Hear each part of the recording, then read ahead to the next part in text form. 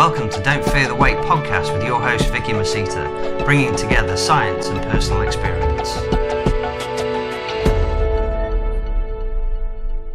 Hi guys, welcome back to the next episode of Don't Fear the Weight podcast with your tiny titan host, which is me, Vicky Masita, and today my guest is not so tiny.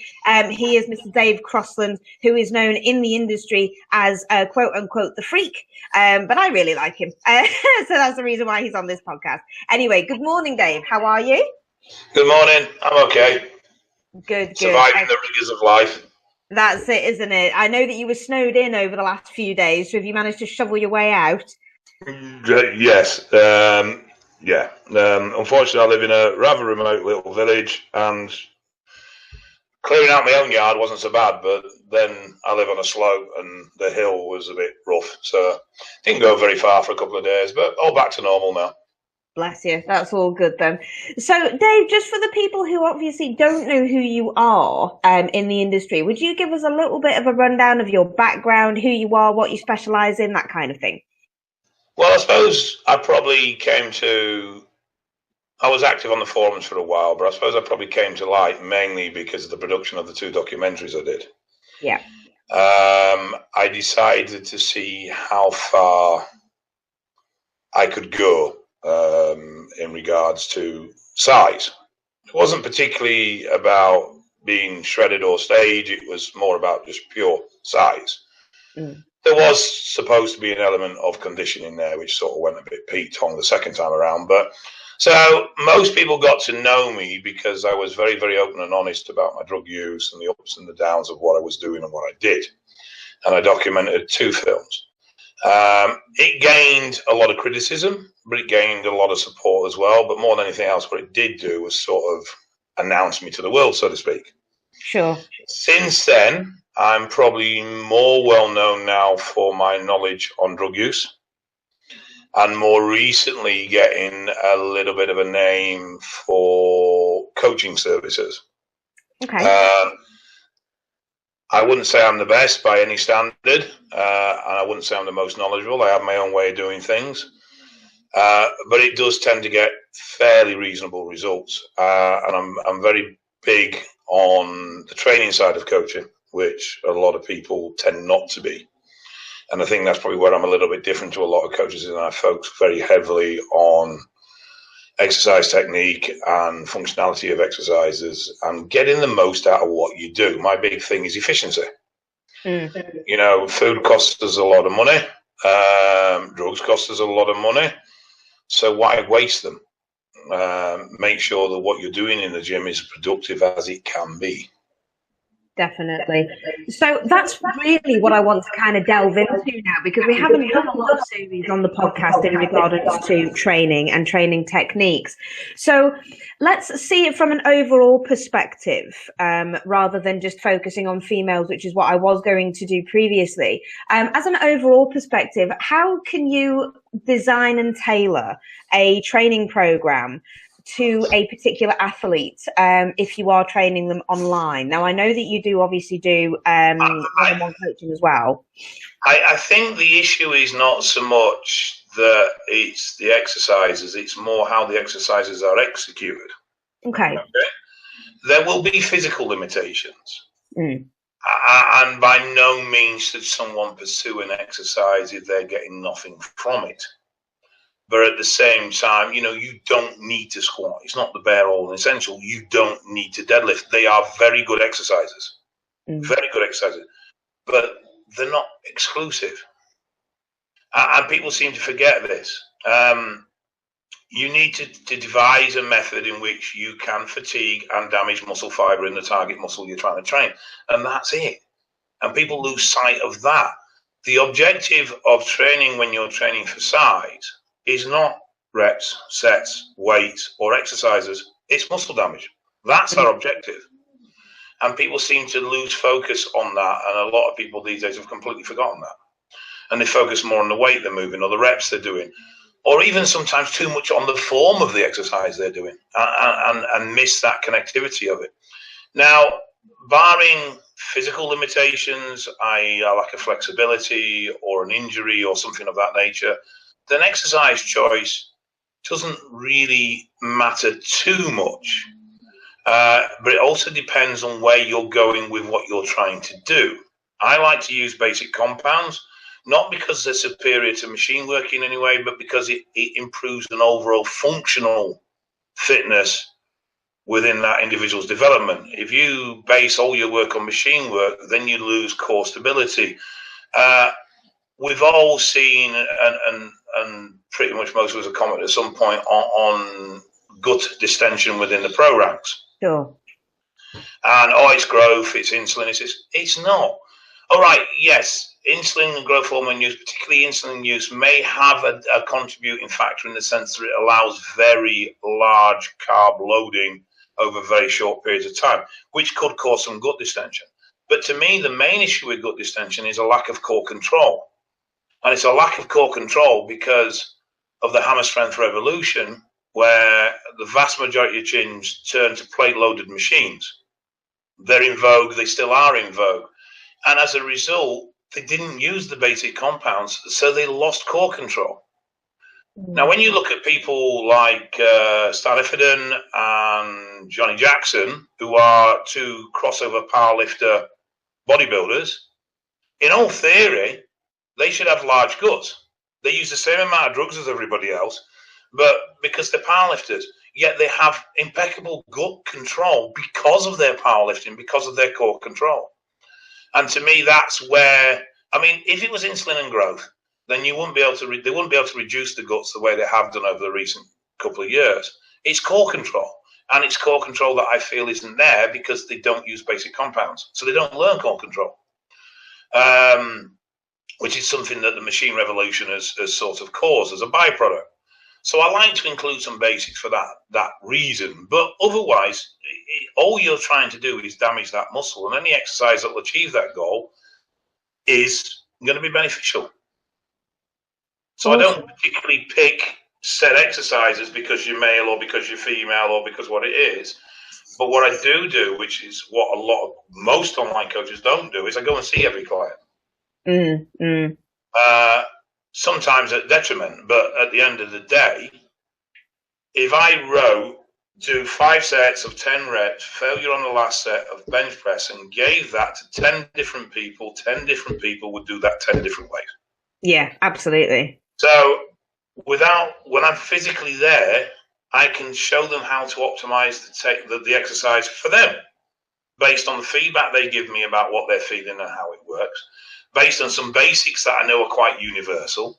And if the exercise doesn't work after we've worked on it, then fine, we'll get rid of that. We'll put something else in instead. So that, to me, is an essential part of coaching, is that physical hands-on of being in there with the person in the room when they're training.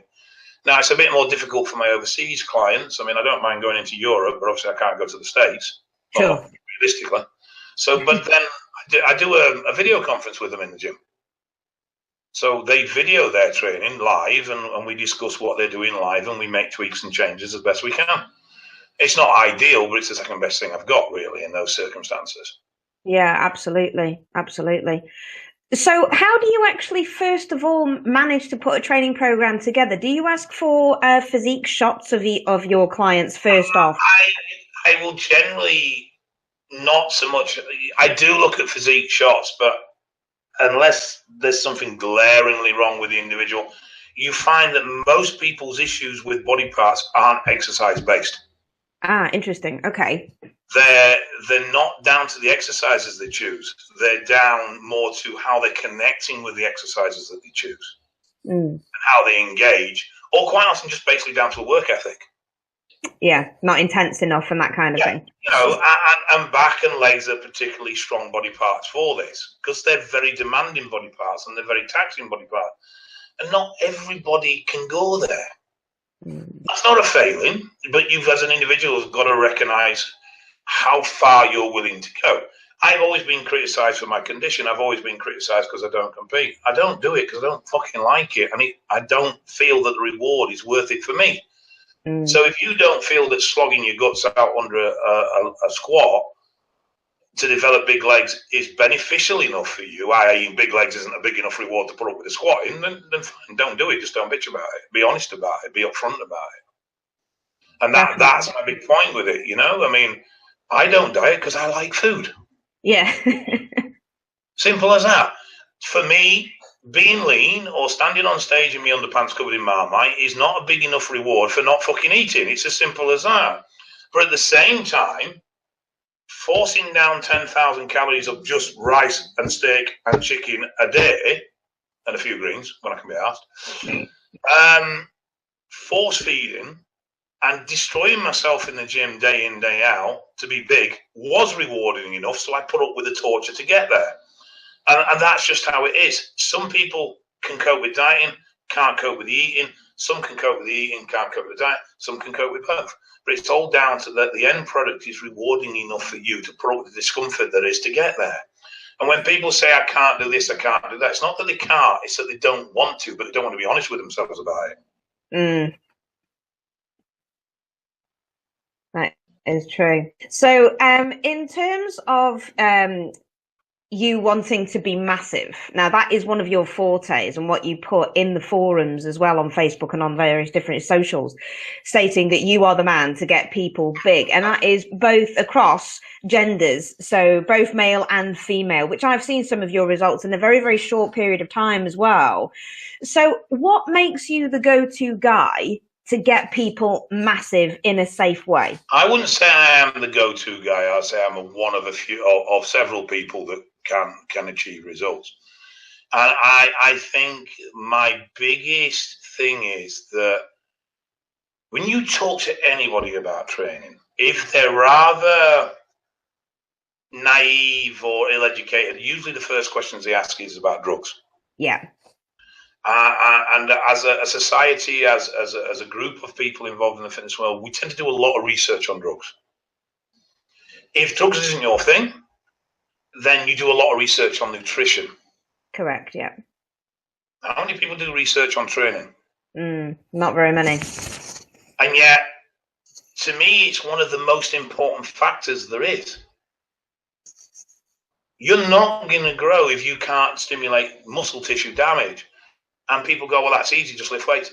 No, it isn't. Because for most people, when they bench press, 40% of the load on that bar actually hits the pecs. Yeah. And a large percentage of load will go through skeletal frame and go through tendon. And well, that's not creating muscular growth. If training was that simple, then everybody would be growing, because the amount of drugs that most people are on these days and the amount of attention they pay to diet, then why aren't they all growing? They're not growing because they don't get the basics right. And the basics right is getting the exercises to work for you. People don't like it because it means a reduction in weight. It means a reduction in performance, but that's essential. I can drive a car, but I'm not going to go get in a Formula One car. I'd fucking kill myself. Well, if I could even fit in the bloody thing. But I'd kill myself on the first corner. Yeah. So just because you can go to a gym and lift weight doesn't mean you know how to train that's optimum for you. And that's the big thing with me. And that's where I think I differ from a lot. With regards diet and drugs, if you can get yourself growing on training and reasonable nutrition, then there's no denying you're going to grow when you have drugs in there. So the drugs don't need to be fancy. People do fancy protocols of drugs because they're trying to compensate for shit diet or shit training. And in most cases, shit training. That's the key to me. The most important factor of it is the efficiency of the training. So, okay, so let's have a look at this then. What's one of your biggest bugbears in the gym? So for my biggest bugbear is lateral raises. You see people picking up 20-kilo dumbbells and swinging the high hell out of them with really bad form, and bending their backs and that kind of thing. That's the biggest bugbear of mine. So what do you see the majority of people doing as one of your biggest things? You know something, I don't really give a shit. I suppose my bear is more the, not so much in that the exercises are wrong, but in the moaning that comes after. Right, okay. I'm not growing, I'm not this, I'm not that. Well, maybe if you did it, no, I know what I'm doing. Well, then, obviously you don't know what you're doing because you're not changing. Indeed, yeah. If you're not changing, then something's not working. Oh, it's maybe genetics. Bollocks. You know, we can all achieve more than we have. It's just down to how much we want to put into it. So, but I suppose, some of it to a degree is probably. It used to bother me. I wouldn't say bad form's probably the wrong word. I'd say ineffective training. Yeah. Okay. But then I started to think, you know what? It's up to them. It's their lives. They do what they want with it. Just don't come bitching to me if it's not working, because it's obviously not working. You're not changing. But I think what a lot of people just need to realize is that the clue is usually quite often in the name of the exercise. Okay. So with a side lateral raise, it's a side lateral raise. So why is the dumbbell coming forward? Yeah. Why isn't it just going out to the side? A bicep curl is a bicep curl. So why is your elbow moving? Why is your shoulder moving? Why is your back moving? You know, I know it sounds a bit simplistic, but actually when you start looking at it like that, actually there is one. Stiff leg deadlift. Yeah. A stiff leg deadlift means that your knees are locked. That's why it's called stiff legged. It doesn't mean that your knees are unlocked. That's a Romanian deadlift. Now, a Romanian deadlift activates the glute and the hamstring. A stiff legged disengages the glute and just activates the hamstring. Right. But nobody does them because they hurt like fuck. Yeah. That pisses me off. Yeah, that is something actually that bugs the living shit out of me. It's not the doing of the exercise, it's the incorrect labeling of the exercise. Yeah, definitely. So that's really interesting, actually. So what I did pick up on there was that saying that, well, you must be doing something wrong because you're not changing. Now, realistically, if you were to look at a natural or a beginner, so without using any kind of assistance whatsoever, how long a time frame would you give to somebody who doesn't actually make that particular muscle gain or that change? Because if I use myself as an example, obviously I'm a very small female. I've been trying to get massive in the natural way for years. And yet I've made very, very, very small increments. Now, obviously, don't get me wrong. I have competed twice within that time period. So I have come down and been in a deficit, which I'm not going to grow at that point. But realistically, how long would you give somebody in terms first of all, let's quantify change. Change is many things. It can be a physical appearance change, leaner, bigger, heavier, but it can also be progress in the gym with weight, as in stronger. Yep. It can be progress in the gym with connectivity as well. Okay. Where the weight hasn't changed, but the form is more controlled, the rep is stricter, and there's more engagement with the target muscle. So that's the point. It's multifaceted, this change. It's not just one thing. Now, a newbie, even as a natural, can expect some quite rapid changes in the initial 3 to 6 months of training, particularly in strength, because though muscular strength doesn't change that much, it's actually central nervous system efficiency that changes greatly at the beginning of training, and that's why your strength increases, because your central nervous system becomes more efficient at contracting the muscle. Right. But beyond that, yes, you know, for naturals, progress will be slower than those that are assisted, without doubt. And there are going to be more limitations, but that doesn't mean progress shouldn't be there. I think one of the big issues that we have today is that people overcomplicate things far, far too much. In what way would you say that? Or in what way? Both sometimes within technique and also sometimes, well, more so probably within diet. Okay. You know, I see people counting steps and trying to baseline their energy expenditure. And it's like, the fuck are you doing? Your body isn't that finite.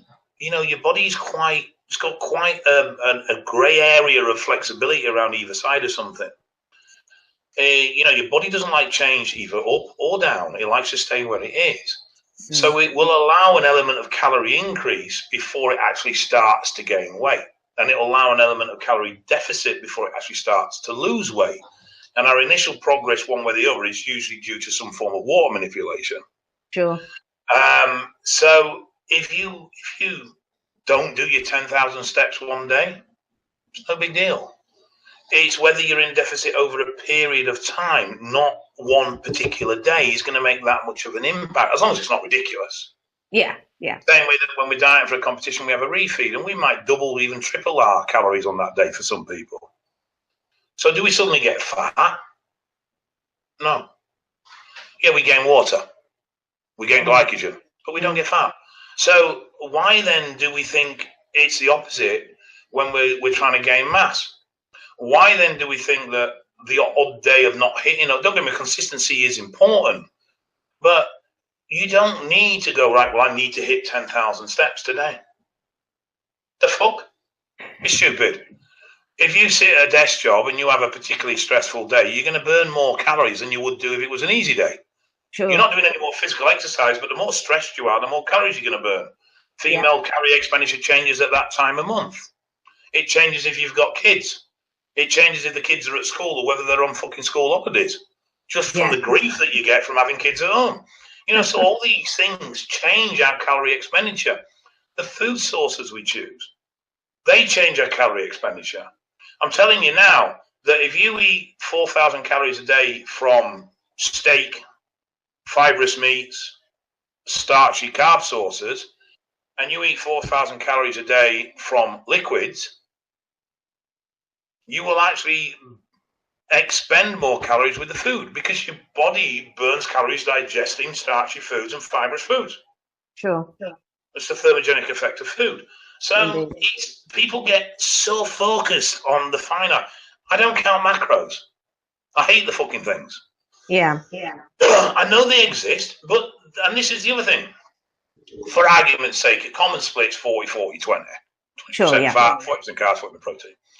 So I'm on 2,000 calories, for example. But I'm going to go on a bulk. So I've decided that the size I want to be, I need to eat 4,500 calories. Now, 2,000 calories, 20%, my intake of fat is, about 40 grams? Yeah. 50 grams, 40 grams, whatever it is. And which is roughly about what I need for natural hormone production and function and joint health and everything else.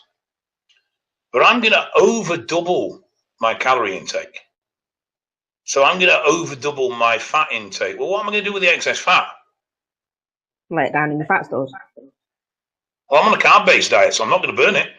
And why do you have a fat meal in the morning with protein and then switch to carbs halfway through the day?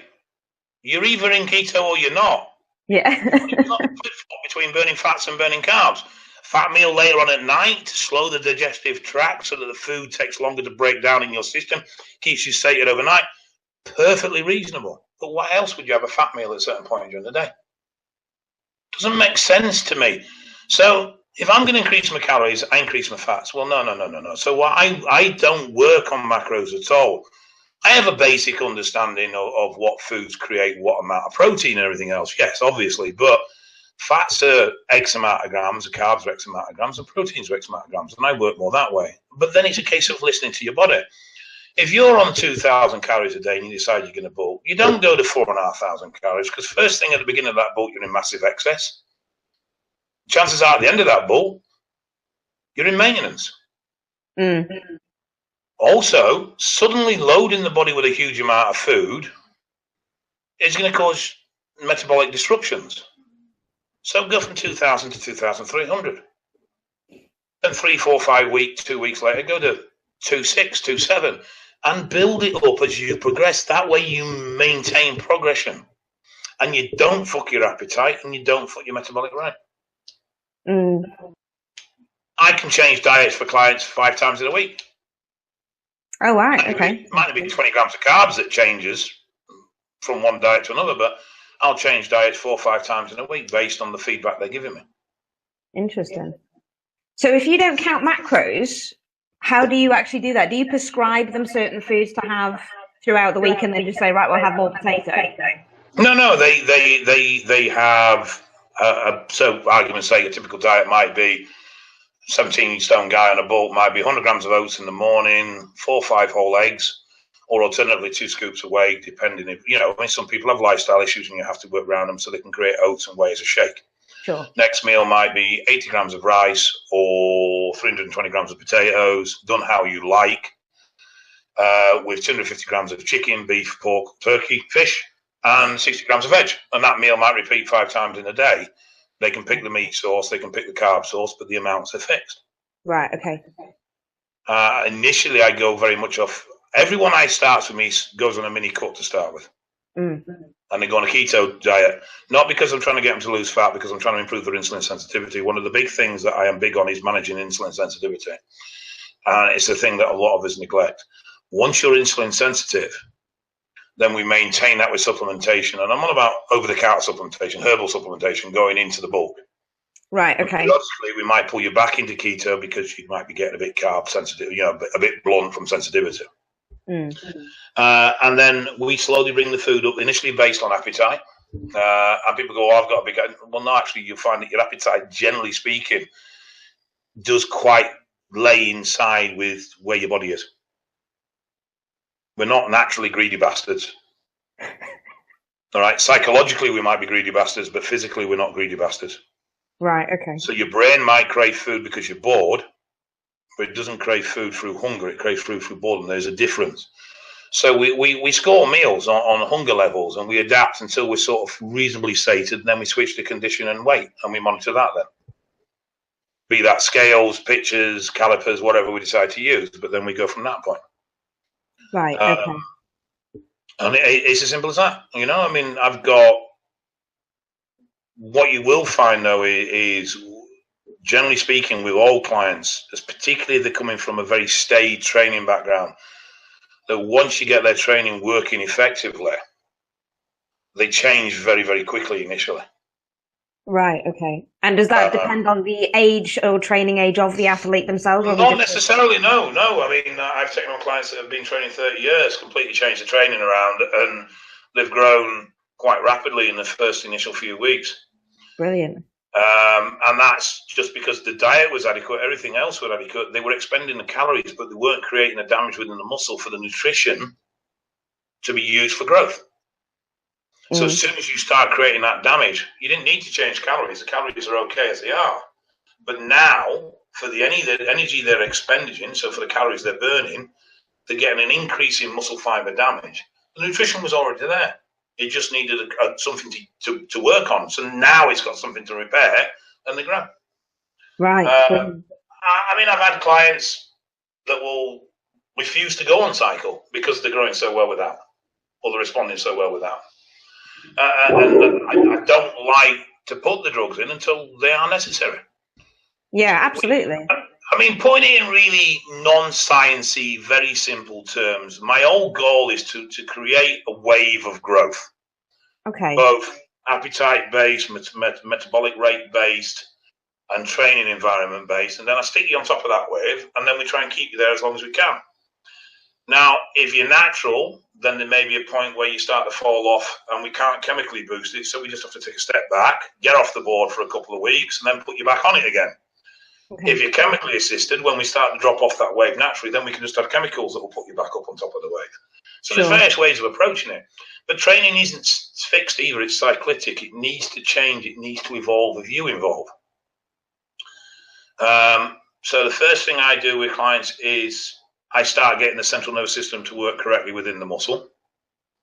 And I increase the muscle control, and I increase the load focus on the muscle, i.e. that means that the exercise they're doing is targeting the muscle they want to target. Right. Then we start going into a period of heavy work. And then we move from that to a period of volume work, or we may have to bring in some focus work back in again, because you find with people, when you start pushing them towards improving the weight in the lift, they get focused on weight, and then connectivity and fault and everything else starts going out the window. I don't like logbooks, not for the simple reason that, yes, they are a good way of recording information, but they're also something that starts making you focus on beating it. Yeah. And you start getting overly focused on beating the logbook instead of focused on the job at hand, which is damaging muscle tissue. But at the same time, it's very easy to get stuck into a rut of, well, I feel it is painful and not pushing. So I have a couple of rules, and one is you always go for the next rep if you complete it. Right, okay. So when you're working set, if you complete a rep, doesn't matter if it took you 5 minutes to move the weight from A to B. If you complete it, you start this next rep. Right, okay. And that's silly little things like that. Just trying to keep a progressive front line within the training on certain exercises. Mm. And do you believe in things like drop sets and supersets as well to target that working muscle a little bit more? Well, it depends if you're doing the drop set correctly or not. Right, okay. Nearly everybody I've ever coached, when I said, right, describe a drop set, they said, well, I'll pick a weight and I'll do 8-10 reps, and then I'll drop it down and I'll do another 8-10 reps, and then I'll drop it down and I'll do another 8-10 reps. I'm like, so if I said to you, do a set of 30 reps for muscular growth, what would you say to me? Well, it's cardio, isn't it? Right, but that's what you're doing in your drop set. Okay. A drop set should be max weight, max effort. And the reason drop sets were created was to extend the window of which you can be at max effort. So for a drop set, once you're fully warmed, you pick a weight that you can do 3-4 reps with. You fail, and then you drop to a weight you can do another 3-4 reps with. You fail, and then you drop to another weight that you can do another 3-4 reps. Ideally, it would be a weight that you get one max effort rep with, and it continually decreases. But you're at max effort for every rep, but obviously that's impractical. You can't do that. So it doesn't matter if on your drop you get 1 rep, 2 reps, 3 reps, but you definitely don't want to be getting more than 4. And you do that to build up a set of 12 to 15 reps, all at maximum effort. That's a drop set. Not these 30, 40 reps where you're just pounding rep after rep after rep out. That's fucking cardio. Yeah. So, go on. So yes, they have the use, but you need to build the foundation. And this is the point. People don't want to do the basics right because it's so simple. They can't comprehend that it must be right. It has to be complex. A drug cycle has to be complex. I had a client come to me from somebody else. I don't even know who they were coaching, but in their diet, part of the diet was 3 asparagus tips. Oh, wow. And I'm like, it was a combination of food in a meal, but one of the portions of this meal, it was so much protein, so much chicken, so much this, so much that, and 3 asparagus tips. And I was like, God forbid you had 3.5, because that's just going to push you over the edge. And I'm just thinking, this is just ridiculous. My diet will say 60 grams of greens. Pick what the fuck you want. Yeah. Just eat some green fibrous veg in your diet. I want eat 1.5 Brussels sprouts, 3 peas, and 1 green bean. I mean, come on, this is just, and this is coaches making it complex so that they appear to give value for money. Yeah. It's not required. And in fact, daft as it sounds, when you go back to the 80s, and people go, oh, they weren't the mass, they were fucking mass monsters in the 80s. There were plenty of guys standing on stage at 280, 290 in damn good condition. And you talk about their diets. And by today's standards, their diets were shit. Yeah, absolutely. But they made sure they got enough protein and they trained like men possessed. And we've lost that. We've lost that culture of, and you don't have to be a psychopath in the gym, but at the same time, you've got to effectively damage muscle tissue. And this is probably going to sound really weird, but I blame Dorian. Ah, that's interesting. Go on, why do you blame Dorian? Well, I don't blame him directly, but when Dorian hit the stage, he was a freak. Yes, definitely. No one had ever seen anything like this before. Not just the size, but the hard, grainy condition he came in, the density of his muscle. And it was like, how the hell has he got here? And obviously, being a pro, can't talk about drug use, but the one thing he was very open about was his training. Yeah. And he did HIIT training, he did high-intensity training. But what never came across in that, because like everything in the magazines, it was all sensationalized and it was all headlines. Yes, he may do 1 all-out working set, but he'd done 6 sets to get to that working set. Yeah. And they were heavy, hard sets as well, weren't they? Well, they were progressively increasing in load because he was saving himself. Some argument's sake, I mean, I don't know what weight Dorian used, but say his bench was 4 plates or 5 plates. So he'd do a set of 1, a set of 2, a set of 3, a set of 4 before he got to 5. When he got to 5, he threw every intensity technique he fucking knew at that. Force reps, negative reps, pause rep, contractions, everything you can think of went into that one set. Yeah. So I've never, ever seen anyone be able to generate the intensity that Dorian created in the gym. I've seen a few people go close, but to create that intensity in that one set, exercise after exercise after exercise, day in, day out, is incredibly hard to do. And it takes a certain type of individual. Mm. But everybody jumped on one body part a week, 3-4 days a week, high intensity. But no one replicated the intensity of training. They replicated the format, but not the intensity. So suddenly then, they're not growing. Yeah. Must be the drugs. I'll just take more. Because I can't not be growing because I'm training the same way Dorian trained. No, you're not.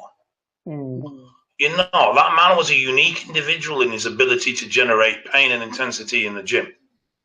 You're not training the same way he did. Not at all. You're making a half-assed attempt. You're nowhere near. Now, if you can't generate that intensity, then that training style's not for you. Use something that does work for you. And I think that's where we start to see a big change in the development of physiques, because we all jumped on this bandwagon at high intensity. Most of us failed to replicate it to any degree. I tried to, and I couldn't. So I just created more frequency. I took the idea of low volume out of it, but just did it more often. Oh yeah, fair enough. And that worked for me. We didn't, and then instead of, because we weren't getting the results, we couldn't look at the fact that we might be training, and that's one thing people are very precious over. You can insult the diet, you can insult the drug use, but for fuck's sake, don't insult the training. And as a result, development slowed down, and so we looked for other areas where we could need to improve, and we looked at nutrition and we looked at drugs. Yeah. And we stopped looking at training. And the amount of time you say, "I'll just pick a weight up, move it from A to B." Yes, there is something in that. People do overcomplicate it, but you need to move that weight from A to B using the muscle you're trying to use. Absolutely. There's a difference. Yeah. And I mean, there's just recently on Outcast, there's been a couple of threads on deadlifting, and is it necessary for a big back? And deadlifts are a good exercise, but they're not necessary for a big back, and for a lot of people, it's not particularly good exercise to recruit the back. Because the first portion of the movement, if you're moving off the floor, is posterior chain anyway. Yeah. Then you're getting back engagement, but when you get to the top of the movement, there's no muscular contraction, there's no lockout, because you lean back and the load then's transferred from the skeletal frame into the floor. Your muscle's not holding it. So, I've looked at exercises from that point of view, and I don't look at an exercise, for argument's sake, a bench press. To me, a bench press is not, I lower a bar to my chest and then I push it back up, which it is to most people. Yeah, absolutely. To me, a bench press is my shoulder joint acts at a pivot on a lever, which is my upper arm, the load point, which is my elbow, my pec lowers that and then pulls it back up. So I look at the biomechanics of the movement. So in a bench press, this is my hinge, this is my lever, this is my point of load. So if this is my point of load, I need to make sure that the weight I'm using is directly in line with that and over that point of load, otherwise I'm going to transfer some of that load somewhere else. So if I'm wider, I'll transfer it into the bicep. If I'm narrower, I'll transfer it into the tricep. Yeah. From there, I have the load directly above my load point on the end of my lever, which is pivoted at here, which is pulled by this. So when I think about bench press, I don't think about pushing a bar, I think about pulling on my pec. Right. Pulling my arm up. And changing how you view a movement and looking at the movement from a point of view how the muscular engagement is a lot better at getting that movement to work for you. Ultimately, the nirvana of training ability would be to just flex a muscle and it moved away. Yeah. Because that would be purely that muscle contraction moving that load. People used to go on about branch one's training. It's like, well, how do you know what engagement he's getting? That short, sharp, jerky movement, for all you know, might be just pec flexation, and that is literally what he's doing. So he's getting maximum load on his pec from that way. I still think he should be over a greater range for 99% of people.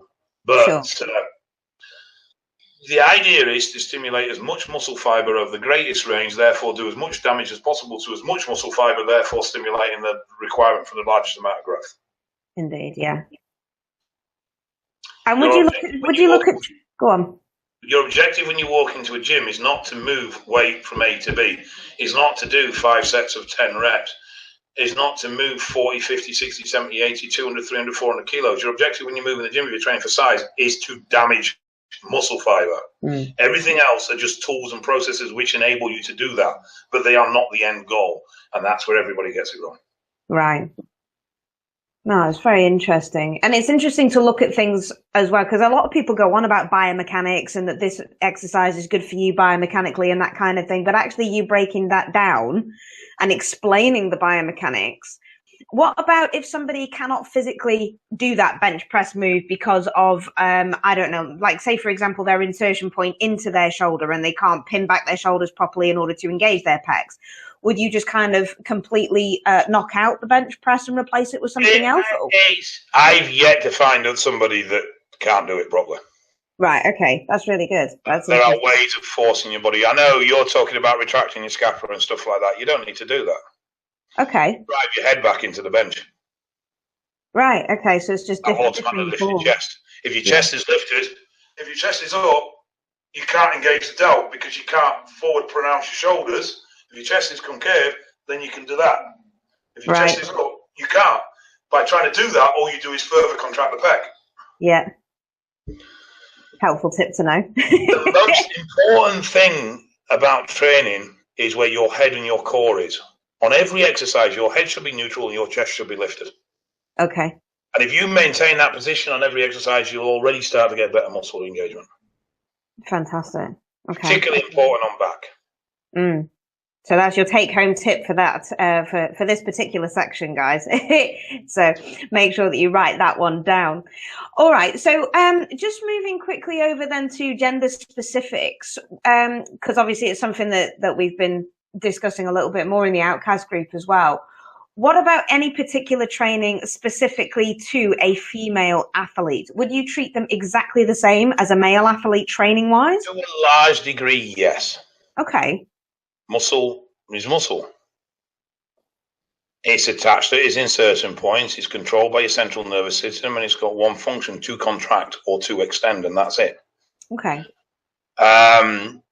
What I do find with females is that they have a different power curve to males, generally speaking. So males will generally have quite a gradual power curve. So as the weight comes down, the increase in reps is quite uniformed. What I find with females is they'll have a sharp drop from power to rep ratio initially, and then it flatlines very, very quickly. So for argument's sake, a male will use the weights exactly the same. So just to make life easier. Yeah. If a male single rep bench press is 200 kilos, then chances are 180 is going to get 2 reps, maybe at a push 2 and a bit. Okay. 160 is probably looking at about 6, 7 reps, and so forth. Where with a female, it'll go 200 for 1 rep, 180 for 1.5 reps, 160 for 10. Oh, wow. Okay. Yeah. There becomes a point in the female strength site where all of a sudden they can rep like fuck. Yeah. And it seems to be very common within females that they have this non-linear strength curve where it's quite flat and then it peaks and then it goes quite flat. But it depends on what the female's trying to achieve. But I find that there isn't really much difference. Definitely not from a point of view of fiber recruitment and engagement within the muscle. All that stuff's exactly the same. Mm-hmm. The main thing I find difference is objectives. Okay. Now, but most of my female clients, I train in a very, very similar way to my males. Weight scenarios are different, and exercise plans may have slightly different focus on slightly different parts. But in general, a muscle is a muscle, and I could transplant your bicep into a male of the same frame and structure as bicep, and there'd be no difference in how it functioned in either body. Right. Okay. There does seem to be a difference in the mixture of white to red twitch fibers, or fast twitch fibers.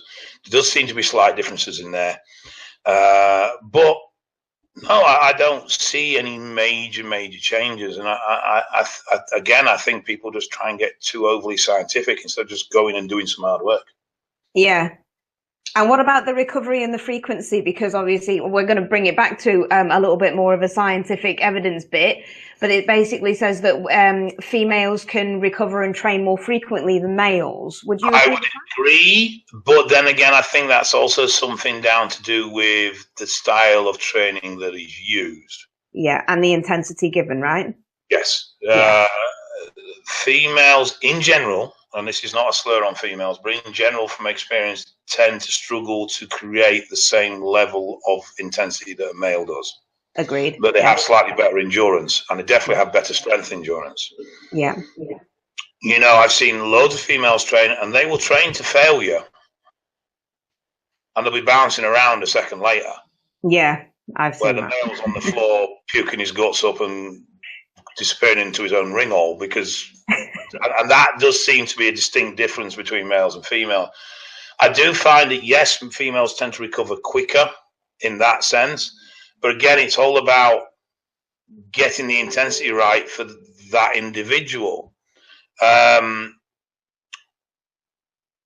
Nutritionally, we're quite similar. You know, the body digests calories in the same way, uses calories in the same way, and uses nutrients in the same way. Hormonally, there's big differences, definitely, and obviously females have a more predisposition to carry more fat than males do naturally because they have higher estrogen levels. Sure. But estrogen is actually a very, very strong hormone in recovery, which is most likely why females do find recovery between sets and overall recovery easier. Okay. But I think there's always been this nature for females to train at a lower intensity, at a higher volume, and it's sort of something that's stuck that I don't think is particularly necessary. Okay. I mean, I agree. I love training heavy and I love training like that. The thing is, you can train a muscle very, very hard and you can train it very, very frequently. What you can't do is train your central nervous system very hard. Okay. The weak link in all this is your central nervous system. That's the area of your control system that buggers up. Okay. So you can do high volume, you can do medium to relative intensity, but what you can't do is heavy weights continually on the low rep format because your central nervous system will not cope with it. That's what will fuck up. Now, I think that's slightly more resilient in females than it is in males. But I don't think the differences really negate that much that you need to train your training to be overly specific in that. From my experience with working with both sexes most generally will respond pretty much the same. If the intensity is there, they'll go and grow. It's as simple as that. Right. That's very interesting. And a very interesting conversation as well, because like you were saying, a lot of people do put too much emphasis on the science and not enough emphasis on basics and anecdotal experience as well from the greats like we're talking about with Dory. Don't trust themselves, and you need to learn to a degree to listen and to feel your body and what it's doing. That's not always easy. And sometimes you need somebody to help and guide you along that way. But that's my approach is, for most people, there does become a point where you can't do it anymore. So listening to what your body wants to do and working with that and working the way it wants to work will take you to a pretty decent level of development. But if you want to start going into the extremes, then you've got to start ignoring what the body's telling you because you are pushing it somewhere where it really just does not want and cannot go on its own accord. Right, okay. And that's when you start looking at force feeding and that sort of thing. But most people don't want that level of development. They might think they do until they experience it. Yeah, and then it's like, what the holy hell? And then it's like, I don't have a fucking life. Yeah. My whole life is this. I'm constantly in pain. I'm constantly eating. I constantly feel uncomfortable. I don't feel well. And that's what supersize brings. And people don't realize that. And everyone wants to be massive until they actually realize what it's like trying to live with being massive. And it's not fun. No. It's not easy. I heard a conversation actually on a separate podcast where Jordan Peters was talking about the detriments of being 300 pounds and the fact that it was so difficult to wipe his own arse at 300 pounds and that it's not fun being at that weight. I mean, I like Jordan. Jordan's a good mate of mine. Known him a lot of years. Very, very clever man. Very well educated. He struggles with a bit of an obsession for size, which, at the end of the day, guilty as charged there. But that weight is detrimental to your health. I don't care how many health supplements you take. I don't care how fit and healthy you are. Walking around at weights that massively exceed what you were designed to do is not good for you. I'm living proof of it. Yeah, absolutely. The biggest impact on my kidney function was my sheer size. And that was the biggest problem, the sheer mass I carried. And all the preventive medicines in the world weren't going to stop that happening eventually. And did that leave you with any long-lasting effects with your kidney issues now? My kidneys are fucked. They always will be fucked. Eventually I'll need dialysis and then a transplant, but I very much doubt I'll ever get one because they want me at under 100 kilos to have a transplant. Wow. Which is 120 odd pounds I would have to drop. A hell of a lot of weight. You know, I mean, I do all right. I get tired. I think currently they're at about 24%. Okay. And they've been fairly stable at that for a while now. I am losing some size. I am bringing my size down slowly, but that's something that is not just a physical battle; it's a mental battle as well. Indeed, yeah. I've not been under 18 stone since I was 18. Yeah. Apart from when I competed at 19. When I was 14 stone 3. There's a dirty, stinking natural. But, you know, I've been massive my whole life. So it's a very much a core part of my identity. And, I mean, I knew going into what I did, it wasn't sustainable. I knew 400 pounds, 415 pounds, I think I was when I eventually went to the hospital, wasn't sustainable. I knew that. Now, in hindsight, the end of UC1, I sat at 365 pounds in pretty reasonable condition for the size. And I was powerful, I was strong, I was agile, and I was in a good place. I went beyond that and basically broke myself. Sure. No, the stresses on your body at that sort of weight are astronomical, and it's something that people don't take into account. Just pushing that much food through your digestive system on a daily basis. You know, all sorts of things like that. Let alone the drug use. Yeah. You know, if you're going to carry large mass and you're going to be very heavily over what is your natural threshold, then you are never going to be off drugs. Ever. And that's something really, really important to contemplate before you start entering into the size game, isn't it? You've got to look at what's in it for you, that whole personal risk-reward ratio, but you've got to look at what you're going to do with it as well. I mean, I went on a journey, and part of it was personal discovery, part of it was drug experimentation and research, and part of it was to create an identity. Because I'm telling you now, if I hadn't have been on that journey, I hadn't have done what I've done, I wouldn't have my standing that I have now in the community. Indeed, yeah. Now I work in harm reduction, but I needed to get noticed. So there was more to that project than just trying to get massive and kill myself. You know, there was also a back plan of that if this gets reasonable recognition, I can use it as a platform to launch what I'm really passionate about, which is harm reduction. Yeah. Which sounds ironic considering what I did to myself to get there. But my whole thing was, how can I talk about high dose usage? How can I talk about mega mass if I've never been there? Yeah.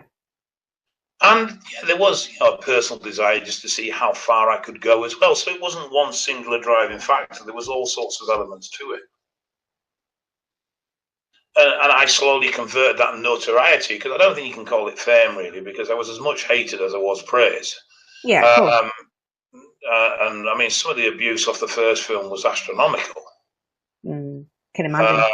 You soon learn to deal with haters. You soon learn not to take what's said online to heart. Surprisingly, I thought I'd get more criticism off the second film. Now, whether it was just that the second film attracted people that were interested in my journey and didn't attract the general public as much, I don't know. But I got very little negative, well, definitely not personally directed at me off the second film, and yet the second film shows everything going completely wrong. But maybe there was more of a human element in the second film, I don't know. And I think maybe people got a bit more about me by that point. Yeah, probably. When the first film was launched, it's a bodybuilding film, and it was like, well, he's not a bodybuilder, he's not got this, he's not got that, and I never claimed to be, but you've got to put a label on things, and it was the easiest way to do it. I'm just a guy that likes lifting weights. Sure. But yeah, mega size comes at a price. A price in your life. And I mean, I know, I haven't spoken to Jordan in a while, but I know his lifestyle is very consumed by what he does. Now, he seems to be very, very happy with that. For me, it was okay for a period of time, but it wasn't going to be in my existence for the rest of my days. For me, I wanted different things, and I enjoy different things. And being 400 pound, 360 pound didn't really enable me to do certain things. Yeah, which is understandable as well. Yeah, I can get that. Just the restriction of being able to having to eat to maintain.